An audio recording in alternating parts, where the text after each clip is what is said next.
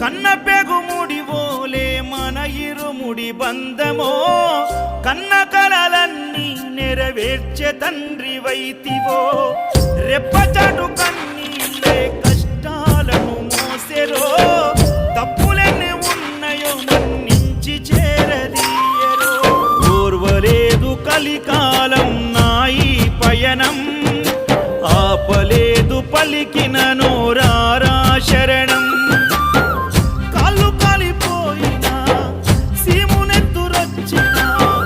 సల్ల సెమటలు వట్టి సొమ్మసిల్లినా కనిపిస్తే చాలు అంటూ ఆకలిని మరిచిపోతూ అయ్యప్ప నిన్ను చూడందే కడుపు నిండదు ఎంత దూరమెన్